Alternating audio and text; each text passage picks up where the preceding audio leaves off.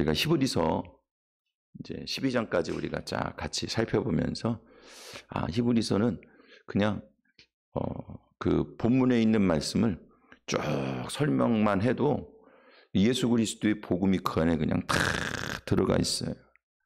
그래서 예수 그리스도의 복음에 대한 정수를 그걸 다 모아가지고 그 정말 중요한 내용들을 이 히브리서에서 우리에게 지금까지 말씀해 주셨어요. 근데 이제 13장에 와 보니까 그런 믿음의 사람이 어떻게 생활해야 되는가, 그들의 삶이 어떻게 돼야 되는가, 이런 것들을 좀 구체적으로 나와 있어요.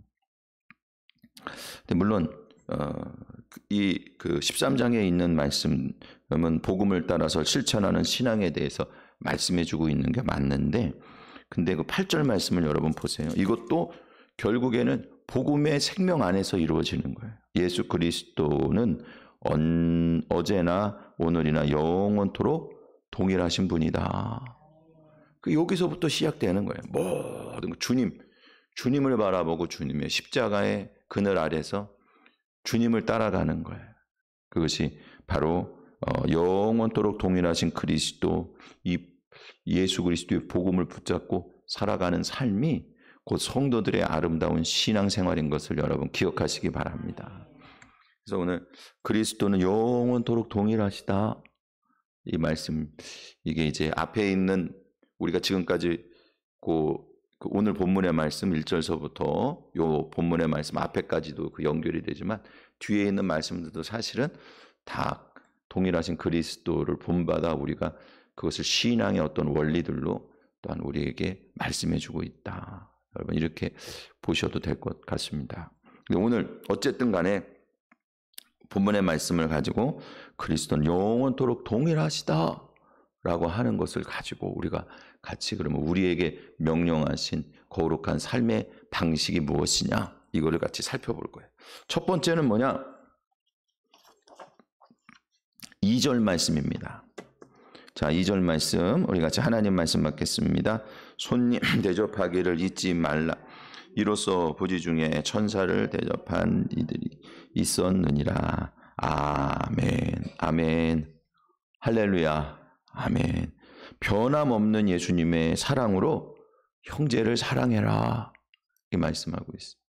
그러니까 일반적인 사람, 모든 사람, 세상 사람, 뭐 그런 사랑도 우리가 해야 되겠지만 이 본문에서는 형제를 사랑하라고 하는 것은 믿는 사람을 얘기하는 거예요. 그게 먼저예요. 여러분 잘해주고 책임지는 것도 가족서부터 책임지는 거예요. 네? 어디 가서 체면치레하는 거 하지 말고 실질적으로 가족부터 챙기는 거예요. 그러니까 이기적으로 되라는 얘기가 아니에요. 그냥 먼저가 있다는 얘기예요. 그래서 여기서는 형제라고 하는 말이 정말 핵심적이다. 그래서 변함없는 예수님의 사랑으로 형제를 사랑해라. 여러분 예수님 모든 사람을 사랑하시고 모든 사람의 죄를 위해서 십자가 지셨냐? 그렇지 않아요. 하나님은 모두에게 은혜를 베풀어 주시는 건 맞아요. 그러나 예수님은 누구를 위해 십자가를 지셨냐? 구원받을 성도들을 위해 십자가를 지신 거예요. 아니 마지막에 멸망받을 자를 위해 십자가를 지셨다면 예수님 십자가는 실패한 거 아닙니까? 한 사람이라도 그랬다면. 그렇지 않아요. 하나님은 실패가 없으신 분이에요. 그래서 예수님도 우리를 사랑하시고 우리를 위해 십자가를 지신 거예요. 다만 세상에 우리가 사랑하며 세상의 사람들을 섬겨야 될 이유는 뭐냐? 그들을 예수님 사랑이시니까 우리가 그런 사랑으로 그들을 사랑해야 된다. 무조건 사랑해야 된다. 뭐 이제 성전환이나 아니면 동성연애나 뭐 세상에 뭐 희한한 게 너무 많아가지고 내가 뭔지도 모르겠어. 하여간에 그런 것들도 다 그냥 무조건 용납하고 사랑해라. 아무 소리도 하지 말라. 그렇지 않죠.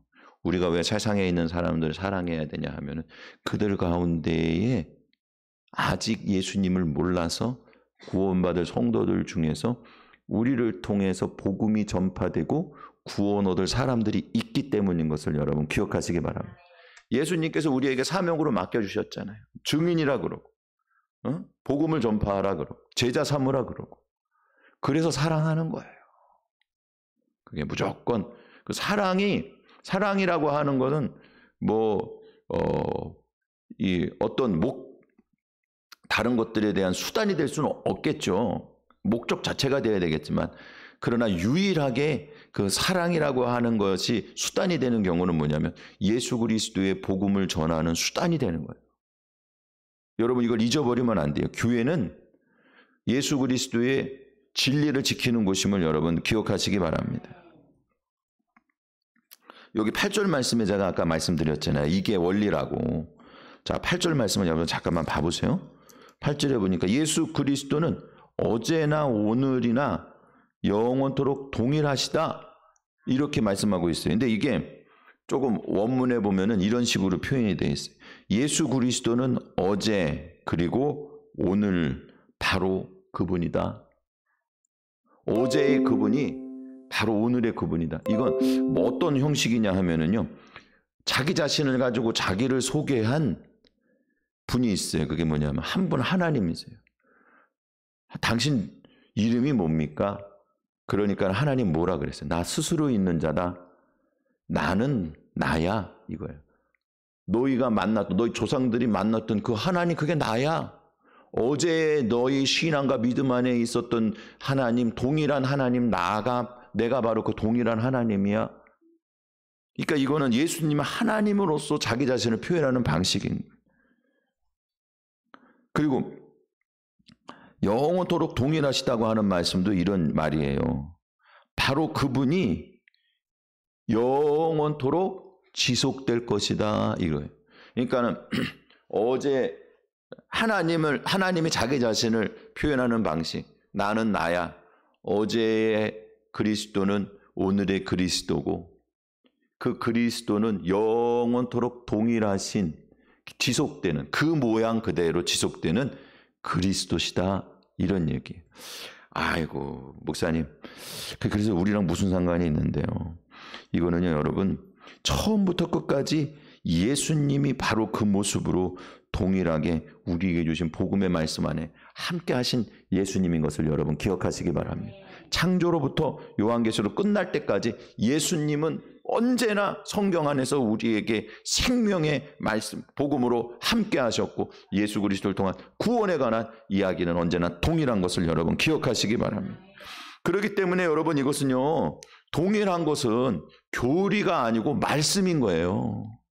여러분 교리를 붙잡고 가면 안 돼요. 말씀을 붙잡고 가요. 교리가 무시하라는 얘기가 아닙니다. 교리 한 가지보다도 하나님의 말씀은 훨씬 더 풍요로워요.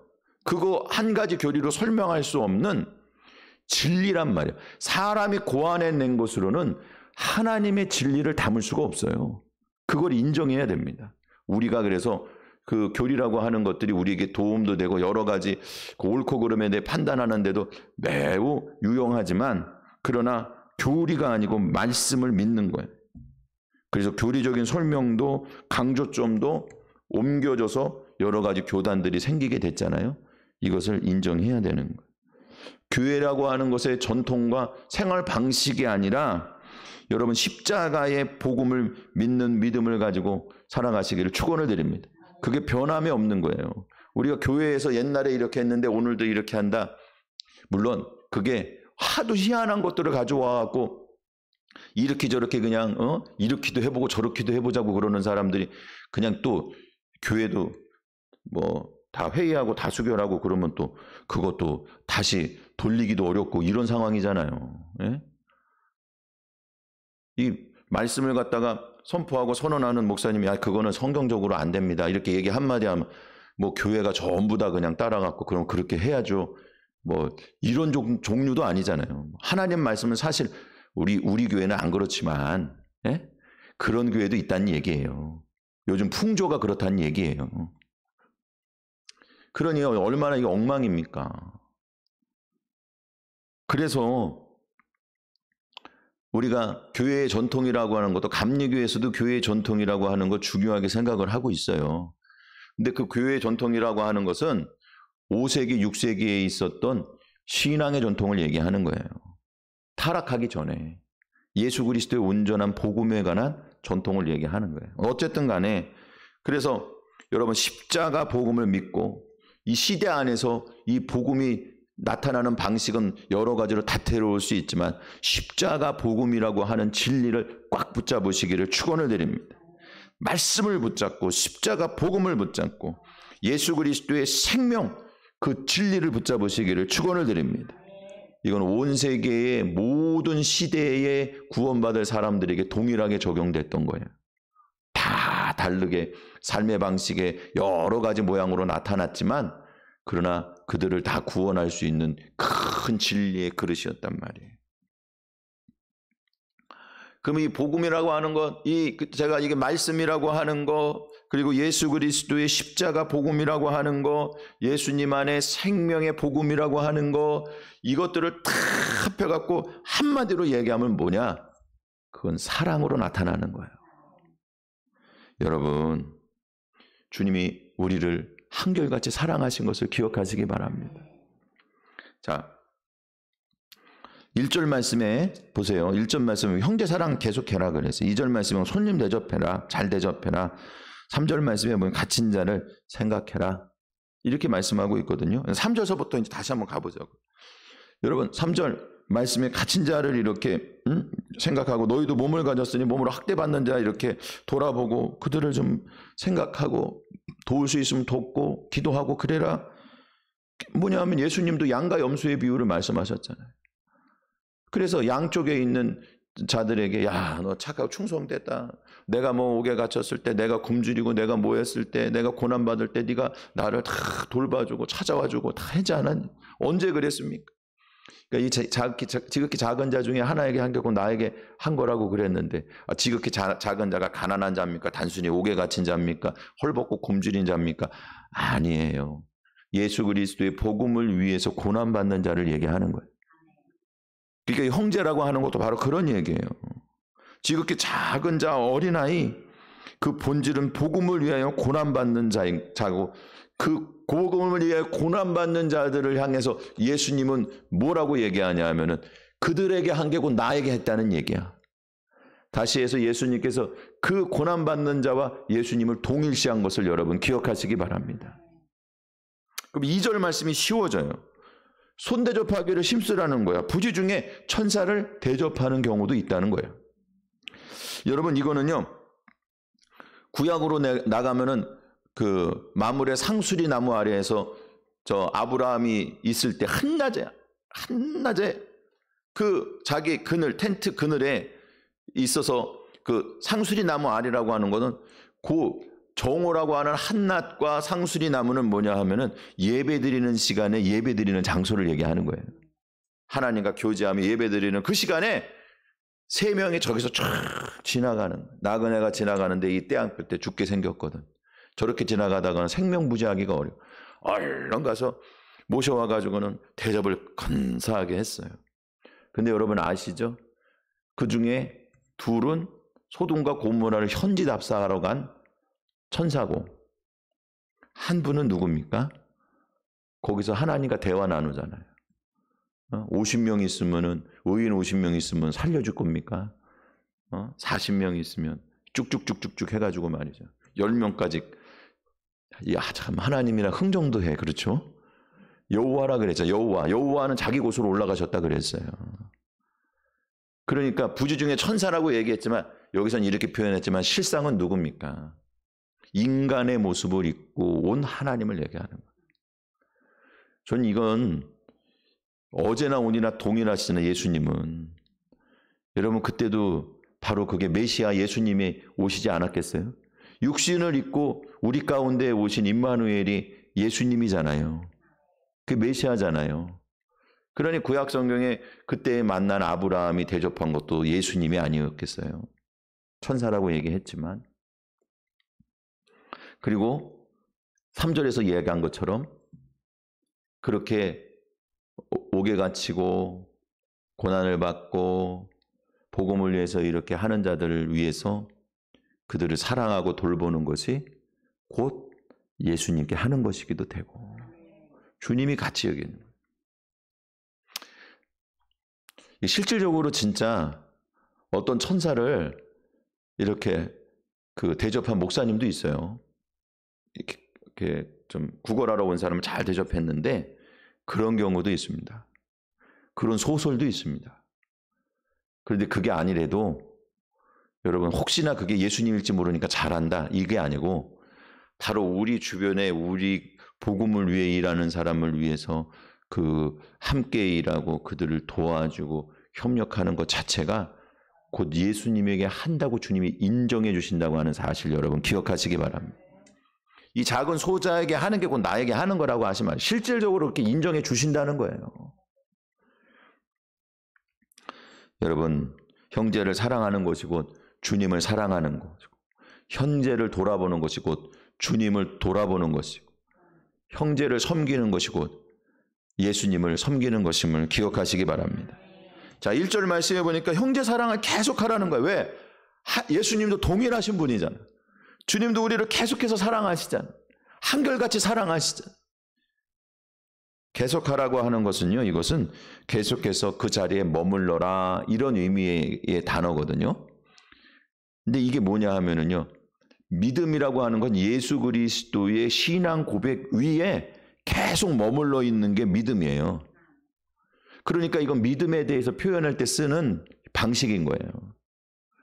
여러분, 우리가 믿음을 지키는 것과 또한 계속해서 형제 사랑하는 것을 계속 그 자리에 머물러 있는 것과 이게 동일한 영의 역사인 것을 기억하시기 바랍니다. 변함없이 예수님은 우리를 사랑하셨어요. 그게 예수님의 모습이에요. 우리도 변함없는 예수님 닮아서 우리 사랑받은 대로 주님을 당연히 사랑하지만 그러나 주님을 사랑하는 그런 이 방식으로 우리가 주님을 사랑하는 방법으로도 우리가 형제를 향한 사랑에 계속 머물러 있기를 주님의 이름으로 축원을 드립니다. 두 번째로 2절 말씀입니다. 4절 말씀입니다. 두 번째 하나님 말씀 받겠습니다. 4절이에요. 하나님 말씀 받겠습니다. 모든 사람은 결혼을 귀히 여기고 침소를 더럽히지 않게 하라. 음행하는 자들과 간음하는 자들을 하나님이 심판하시리라. 아멘. 아멘. 할렐루야. 아멘. 결혼을 귀히 여기라는 거예요. 이건 또 뭐냐? 여러분 예수님 한결 같으신 분이에요. 신랑 되신 예수님이 한결같이 신부된 우리를 사랑하시는 것을 기억하시기 바랍니다. 하나님은 우리를 사랑하신다 그랬잖아요. 그리고 십자가는 누구를 위한 거냐? 주의 신부된 성도들을 그 십자가의 보혈로 깨끗하게 해갖고 순전하고 성결한 신부로 만들기 위해서 십자가에 피 흘리신 거예요. 그래서 우리를 그렇게 목숨을 바쳐 사랑하셨어요. 끝까지 사랑하셨어요. 여러분 결혼이라고 하는 건 결혼식 결혼잔치를 얘기하는 거예요. 더 정확하게 얘기하면. 그래서 마태복음 22장 2절 성경 말씀 사복음서에 결혼에 대한 주제로 하신 말씀 많죠. 근데 요 한 절만 봐도 천국은 마치 자기 아들을 위하여 혼인잔치를 베푸는 어떤 임금과 같다 그랬어요. 조청하는. 사랑하는 성도 여러분, 우리가 예수 그리스도의 거룩한 신부로서 예비되고 준비된 자들인 것을 여러분 기억하시기 바랍니다. 혼인잔치가 예비되고 준비됐어요. 여러분 부활 시에 우리가 지난 주일날 말씀 나눴죠? 저 사두개인들이 와갖고 7 형제의 한 며느리가 들어와서 7 형제 참 불행하게도 다 죽고 저 부인도 이제 아내 됐던 그 사람도 죽고 해가지고 나중에 부활하면은 누구의 아내가 되겠습니까 했는데 예수님의 말씀이 뭐예요? 시집도 안 가고 장가도 안 가고 다 천사와 같다는 거야. 영적인 존재가 됐다는 얘기죠. 근데 여기서 중요한 게 있어요. 이 시집가고 장가가는 이야기는 세상의 우리의 삶의 모습은 뭐를 이해시키기 위한 예표냐 하면은 예수님의 신부된 우리를 얘기해 주기 위한 거예요. 진짜 신랑과 신부의 관계와 같이 연결되는 것은 바로 예수님과 주님의 신부된 성도들인 것을 여러분 기억하시기 바랍니다. 아니 거기 가도 아버지도 있고 아들도 있고 그럴 거 아니에요. 좀 알아보는 거는 같아요. 제가 천국에 아직도 안 가봐서 잘 모르겠어요. 나중에 또 간 다음에 여기 와갖고 가르쳐줄 방법도 없으니까 먼저 가신 사람들이 와갖고 가르쳐주는 것도 여러분 속지 마시고, 예? 잘은 모르지만 그냥 성경에서 이렇게 저렇게 유추해보면 그런 것 같아요. 알아보는 것 같아. 저 변화산에서도 모세인지 엘리야인지 알아봤잖아. 베드로나. 그렇죠? 3명 제자가 알아봤잖아. 그러니까 이름표 안 붙여도 누군지 알 것 같아. 그리고 올라가면은 부모 자식 간에 어떤 그런 거, 또 교회 안에 한 성도들도 좀 알아보지 않겠어요? 그런데 여러분 그렇다 그래서 그것이 부부의 관계도 다 그런 관계로 다 똑같이 만나는 게 아니고 부모 자식 간에도 그러면 똑같이 그런 관계로 만나는 건 아닐 거 아니에요. 그렇죠? 만약에 그 조상이랑 쭉 이어지는 게 여기 지금 그 김씨 집송청이라고 그래가지고 요즘엔 그런 게 많이 사라졌지만 막 몇십 년 전만 해도 그냥 애들한테도 아이고 아저씨 그러고 존댓말도 못 썼을 거 아니야. 그죠? 여긴 일찍 트여갖고 그러진 않았나? 어쨌든 간에 그 되게 심한 데는요.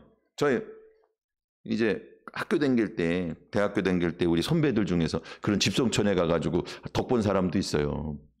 젊어서 갔는데 그냥 그 전도사, 처음 새파란 전도사, 얼마나 사실은 사람들이 그렇게 좀, 어리고 저기하게 받겠어요. 그런데 그 집성촌에 그 성씨야. 근데 학렬이 높아.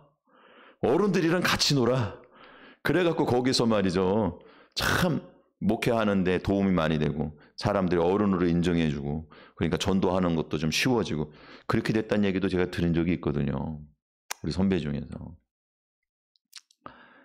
여러분 그러면은 먼저 몇천 년 전에 먼저 믿은 사람 훨씬 유리하겠지. 그런데 사랑하는 성도 여러분 거기서는 다른 것들은 다 그냥 과거의 일이고 뭐만 남냐? 예수님과 나만 남는 것을 기억하시기 바랍니다. 나머지 관계는 성도로서 함께 모여 성전으로 지어져서 새 예루살렘 성전 안에 하나님께 예배하는 예배자로 세워지는 것을 여러분 기억하시기 바랍니다. 그건 너무나 의미 있고 너무나 가치 있는. 교회 안에도 여러분 지금 다 뭐 혈연 선후배 아니면 뭐 같은 씨족 뭐 이렇게 같이 친한 사람 이런 것들은 다 부수적인 거예요. 핵심은 뭐냐면 형제예요. 부모 자식이 다 모여서 함께해도 예수님께 충성하는 형제란 말이에요. 할렐루야. 주님께 사랑받는 형제란 말이에요. 이게 본질인 거예요. 교회에는 이게 제일 중심에 있어야 돼요. 여러분 결혼을 귀히 여기라 그랬어요. 에베소서 5장 23절 말씀해 보니까 이는 남편이 아내의 머리됨이 그리스도께서 교회의 머리됨과 같으니 그가 바로 몸의 구주시니라. 아내들은 어떻게 해야 돼? 남편한테 복종하고 순종해라 그랬어요. 그리고 또 그러나 교회가 그리스도께 하듯 아내들 범사에 남편 복종하고 순종해라. 그 다음에 남편들은 어떻게 되느냐? 남편들은 아내 사랑하기를 그리스도께서 교회를 사랑하시고 그 교회를 위해 자신을 주신과 같이 해라. 할렐루야. 여러분 그러면서 뭐라고 얘기하냐? 나는 남자와 여자 만나 부부에 관해서 얘기하는 게 아니고 그리스도와 교회에 대해서 너에게 얘기하고 있다. 바울이 이렇게 설명까지 해줬어요. 사랑하는 성도 여러분, 오늘 우리의 모든 관계들이 무엇을 설명해 주기 위한 거냐? 아버지와 자식과의 관계, 우리가 최선을 다해서 사랑으로 잘 키워야 되고 또 부모는 효도하고 또 잘 봉양해야 되겠지만 그런 관계들이 나중에 하나님 앞에 가면 하나님과 우리와의 관계를 만들어 그것을 설명하기 위한 도구지. 거기 가면 그거 한 가지만 남는 거예요. 부부관계 뭐 이렇게 해갖고 우리가 다 인간관계들 전부 다 이게 너무나 귀한 거지만 그러나 그것들이 결국엔 뭐만 남냐. 마지막까지 동일하게 남는 것은 예수님과 우리의 신부된 관계만 남는 것을 여러분 기억하시기 바랍니다. 오늘 그것을 알고 주님과 우리 관계 가운데 주님께 하듯이 이것도 마찬가지로 그 영원한 관계 가운데 있는 그것을 기억하며 생각하며 참고 섬기고 또한 귀한 역사들을 계속 이어가기를 축원을 드립니다. 마지막으로 자 5절 말씀이 한 절만 볼게요. 5절 말씀입니다. 시작. 돈을 사랑하지 말고 있는 바를 족한 줄로 알라. 그가 친히 말씀하시기를 내가 결코 너를 버리지 아니하고 너를 떠나지 아니하리라 하셨느니라. 아멘 아멘 할렐루야. 결코 버리지 말고 떠나지 않는 돈을 사랑하지 말라. 그럼 뭐냐 하면은요 주님을 의지하라는 거예요. 돈을 의지하지 말고. 그래갖고 6절 말씀에 보면 주는 나를 돕는 이시라. 내가 무서워하지 않고 사람이 내게 어찌하겠느냐는. 그리고 또 7절 말씀에 보면 하나님의 말씀을 너희에게 일러준 자들의 인도하는 걸 잘 생각해봐라. 그 결말을 잘 보라. 그 믿음 지킨 것을 잘 보고 너희도 그 믿음의 길을 잘 따라가라. 이렇게 말하고 있어요.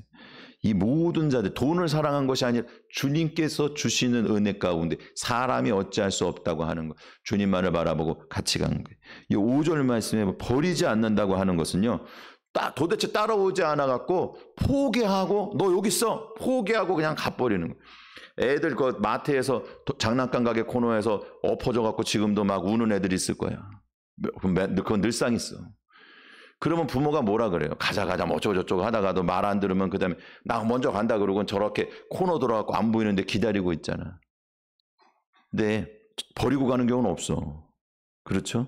주님이 그렇다는 거예요. 떠나지 않는다고 하는 얘기는 뭐냐 하면은 우리가 간다고 그럴 때 허락하지 않는다는 거예요.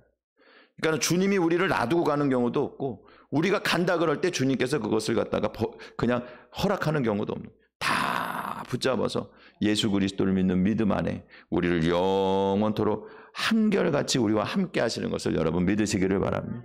그런 믿음을 가지고 세상을 사랑하거나 걱정하거나 염려하는 것이 아니라 주님을 바라보고 주님을 의지하고 영원한 동일하신 주님 안에 나가시기를 축원을 드립니다.